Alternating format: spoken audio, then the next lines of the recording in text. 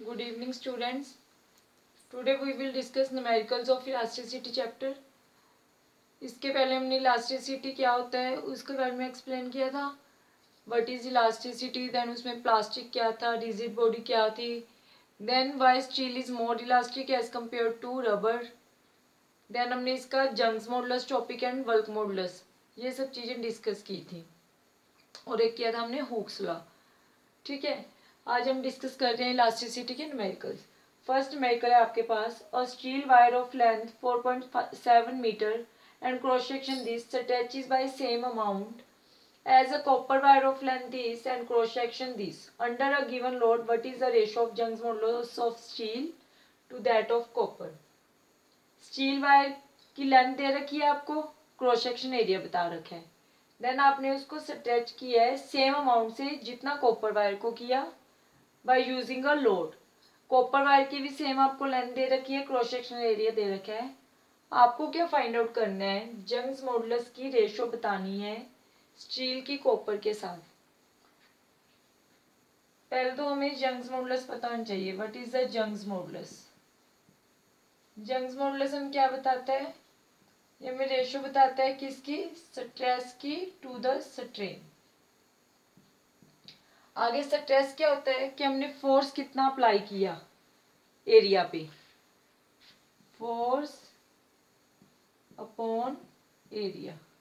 और स्ट्रेन क्या होता है आपके पास, that is change in dimension, के डिमेंशन में चेंज कितना आया और इसका ओरिजिनल डिमेंशन क्या है, ओरिजिनल डिमेंशन. तो अभी हमें निकालना क्या है, इसके अकॉर्डिंग हमें रेशो निकालनी है किसकी, स्टील की कॉपर के साथ. तो स्टील के लिए वाई एस ले रहे हैं, कॉपर के लिए वाई सी ले रहे हैं. फोर्स, फोर्स के अप्लाइड क्या होती है, क्या हमें कितने वेट से वो खींच रहे हैं हम. वेट क्या होता है हमारे पास आगे, M into G. Acceleration due to gravity कितनी है, मास कितना अप्लाई हो रहा है.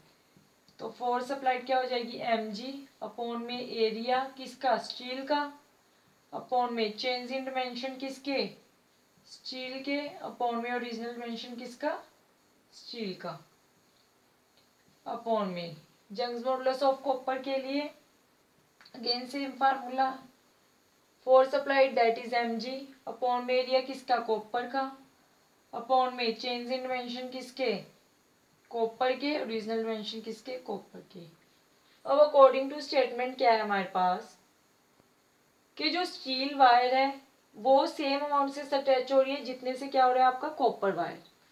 स्ट्रेचिंग सेम है, इसका मीनिंग क्या हुआ कि डेल्टा एल एस और डेल्टा सी जो इनमें स्ट्रेचेस आई, मतलब जो चेंज आया वो क्या दोनों का सेम है अकॉर्डिंग टू द स्टेटमेंट. अगर हमारे पास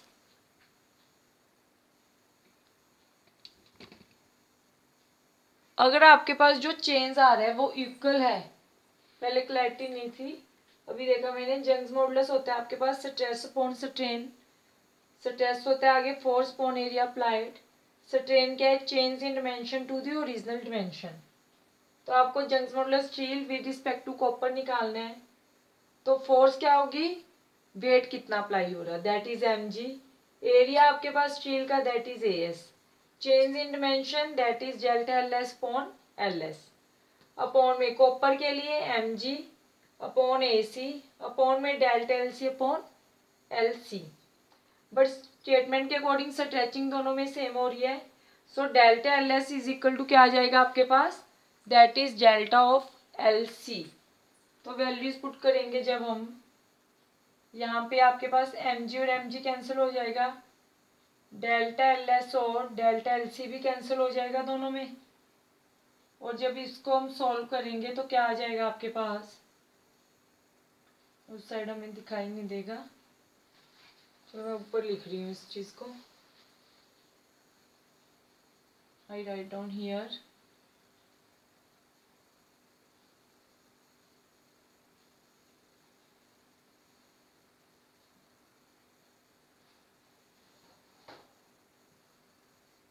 देखिए Young's modulus of steel to the copper is equal to, यहाँ पे एल एस क्या हो जाएगा, कि आपके पास अब एल एस ऊपर चला जाएगा, एल एस अपॉन ए एस इंटू में क्या आएगा यहाँ पे, ये ओवर में है हमारे पास, ओवर में ये क्या आएगा एल सी, एल सी ऊपर जाएगा अपॉन में ए सी। नेक्स्ट स्टेप ये क्या बन जाएगा, Y S upon Y C is equal to L S into A C upon में A S into L of C. अब वैल्यूज पुट करेंगे हम। स्टील की लेंथ कितनी है आपके पास 4.7, एरिया ऑफ कॉपर कितना है हमारे पास, area of copper, copper wire of length this cross section है इसका 4 इंटू 10⁻⁻5 अपॉन में area of steel, area of steel है आपके पास 3 इंटू 10⁻⁻5 इंटू में लेंथ ऑफ कॉपर वायर कितनी है हमारे पास, दैट इज 3.5। देखो इसके यूनिट मीटर थे, इसके मीटर स्क्वायर, सिमिलरली इसके metre square and metre, metre cube भी ऊपर है, मीटर क्यूब भी नीचे है। जंग्स मॉडुलस की आप रेशियो निकाल रहे हो तो इसको सॉल्व आउट करने के बाद it comes out to be 1.79। Young's modulus of steel to that of copper is equal to 1.79। Now let us see second numerical.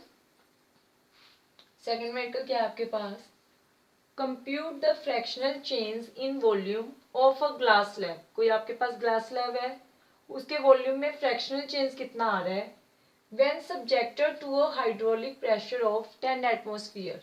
जब आपने उसको प्रेशर दिया है कितना 10 एटमॉस्फेयर, उसमें से 1 एटमॉस्फेयर आपका किसके इक्वल है, इतने पास्कल के। Work modulus of glass is this, work modulus की वैल्यू दे रखी है आपको। अब देखिए सोल्यूशन में क्या है इसका, हमें पहले तो बल्क मॉडुलस का फार्मूला पता होना चाहिए। बल्क मॉडुलस क्या होता है हमारे पास, बल्क मॉडुलस हमारे पास होता है नॉर्मल स्ट्रेस, कि आपने स्ट्रेस कितना अप्लाई किया है, प्रेशर कितना अप्लाई किया है, अपॉन में volume strain. Volume strain again same है कि change in volume to the original volume. और इसमें मैंने बताया था कि वॉल्यूम क्या होता है, कम होता है हमारे पास। जब हम प्रेशर को अप्लाई कर रहे हैं तो वॉल्यूम क्या हो जाता है, कम हो जाता है। तो नॉर्मल स्ट्रेस को हम पी से डोनेट करते थे, वॉल्यूम स्ट्रेन हमारे पास delta V upon V, change in volume to the original volume. But pressure apply करने से वॉल्यूम क्या होता है, डिक्रीज होता है, तो हम यहाँ पे क्या लगाते हैं, नेगेटिव साइन।